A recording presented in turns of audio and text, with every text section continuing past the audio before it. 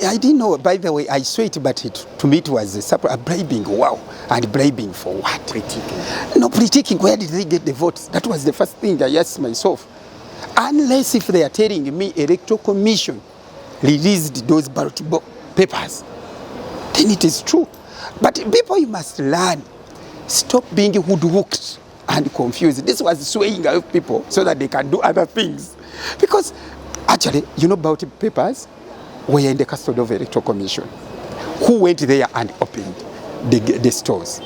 Unless if there is anything that there is lordship of Yamukama released these things to people, then I can say yes. So please, don't go into cheap things. I want you people to learn. Never be swayed and hoodwinked by hearsays and so on. There was nothing like that. And I looked at leaders, instead of going and concentrate for the final touches, you're just wasting time on hearsay. Why do you chase air? If you are really determined and you've canvassed for votes, please, you wait for the boxes. Nobody. Because really, you want to tell me Electoral Commission cannot protect just one electoral area like this to keep it tight so that people can... Really? So I was a bit disappointed in our colleagues, but I was happy when I heard what the chairperson of Electoral Commission, His Lordship Byamukama, clarified.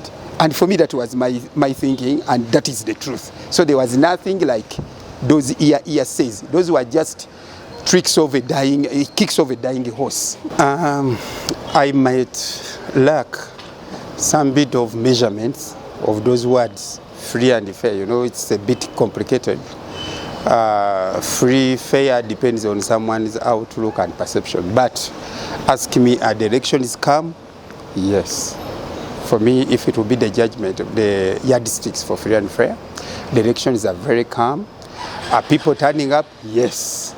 Have they observed the rules set up, put up by Electoral Commission? Yes. Because what I've observed, people go cast their votes and they go 100 meters away is what guided. That is very good. Everyone is free, come, vote and go. That is also good. Then two, people are doing their work. They are ongoing with their work as usual. Come, cast your vote, go back to your job, which is also very good. So in other words, if those are the yardsticks, yes, the elections are free and fair. Free because everyone is free to come, cast your vote, and go and do your things. Every agent, there are about 9 candidates, right? 10. 10 yes, 10 candidates, thank you. But every candidate has got 2 agents on each polling station. So on all the 197 polling stations are represented. So all candidates are there, meaning there are 20 people in total observing for their various candidates. So I think that is enough to say there is a lot of fairness. Okay. Because you can't compromise 20 people at table. Yes. The so-called, in quotes, heavy deployment is because of the need for security. We called for that. We wanted to somehow ensure elections are conducted in a free environment. The free environment is secured environment. Because by now, I know chaos would have erupted there. The way I look at things and the way I've seen, especially when you are competing with the weaker candidates, they will always try to put up things, excuses, and to create situations and scenarios, to create a situation, to create chaos so that they can achieve their objectives. So that was the reason for deployment. Now, on the other hand, of how some journalists have fallen prey of the operational activities of security agencies, that is regrettable. But like the other day I told the journalists, you are more safer to be on the side of the security agencies during such operations, because those hazards might happen depending on the situation and also depending on the character, especially of the person deployed and the commander. So that is very regrettable. I don't know what happened, but I think that thing will never happen again. But the most important thing is security is 100% needed to ensure that people come and cast their votes in a very free environment as exercising their democratic rights. Oh, not really. The only problem is that the Kawempe North by-election is somehow a pre-activity or exercise for everyone. All parties wanted to show this and that. By then, some of them are just making corrections. They are trying to fine-tune their preparations towards the 2026. Because in the first instance, I would ask, why do you deploy 10 people? Why 10 candidates in just a by-election for 70 months? Why? 2, what happened in the sieving process, in the selection process? Because most of the parties didn't conduct primaries, so people were a bit disgruntled and so on and so forth. 3, is it a do or die that everybody, every party, somebody must field the candidate? No.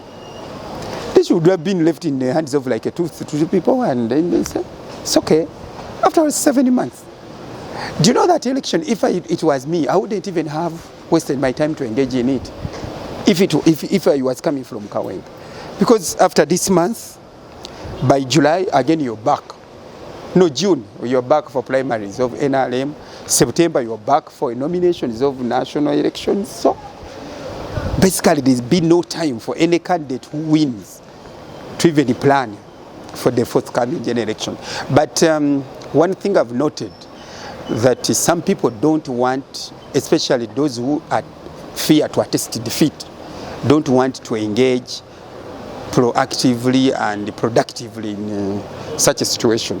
And then 2, they field so many weak candidates to an extent that now they think they will thrive and ride on sympathy votes. That's what we've really, and I really applaud security. Those are the things we detected and said, no, let's go in for it. Let the field determine who is who. But I want to ask you guys to be calm. There is nothing. Actually, if you want to be excited, you will fall into trouble. Be calm, enjoy, and these ones are done. And I call upon all candidates, whatever party you belong to, or belief or ideology, just accept whatever will come out. Because again, just accept and then go back and plan. After all, in September, a few months from now, 4 months, I think, 5 or 6, you'll be able to come back and maybe you take it on. So just accept whatever outcomes.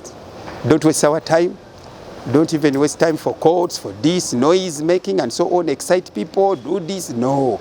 Just accept the outcomes and then you plan for the future. Abadde olwalira abantu abatidde nnyo ebyokwerinda byeyongedde banange gwe atali mumenyi w'amateeka otya ki ebyokwerinda. Naye ng'ekisinga obukulu kyali nti twagenderera okulaba nti tuteekawo embeera ekuuma abantu baffe basobole okugenda okukuba akalulu kaabwe mu mirembe. Era nsanyuse nnyo olunaku lwaleero abantu sirabangako kitundu kikuba akalulu mu mirembe. Muntu ava waka we avudde nga kanajja nakuba akalulu n'addayo n'akola emirimu gye. Ate mwebale kugoberera amateeka kuba abagambye bw'omala okuba akalulu ayagala okubeera obeera mita 10 era abantu weddambala banga bali wala. So kinsanyusizza nnyo banne mwebale nnyo bannakampala bwe mutambula bwe mutyo. Ndowooza tujja kuzza NRM yaffe ku ntikko ate nabagamba nti nayingira wano ng'asaaga kintu kyaffe tukyagala. Naye kale mwebale kuba akalulu mu mirembe era njagala mukuuma emirembe ebivuddemu mubyanirize mugende mu maaso n'okukuuma emirembe. Era ebyokwerinda temubitya byunze ebyokwerinda nja bibeezaawo paka nga ndabye ekitundu kyaffe tekiri mu kajagalalo. So temuleeta bujagalalo mugende mukole ebyammwe mukuba akalulu kammwe. Ndowooza okusanyuka kwe Kawempe nkuwaddemu wiikendi eno yokka enkya olwokutaano nga tudda ku mirimu gyaffe. Banne tulina okunoonya 10 abaana balina okusoma ate twebaza Katonda n'ebibuuzo bibyo bigenda kukomawo. Abaana balina okweteekekera ogenda mu yunivasite kati temudda mu bino byakututta kudda mu doyi. Abaana baagala ssente abantu balina okulya ekisibo kigenda mu maaso ate era Mukama mwebaza nti okulonda kuno kugidde mu kisibo nsuubira abantu okubeera n'empisa empitirivu kwaffe naffena tuli mu kisibo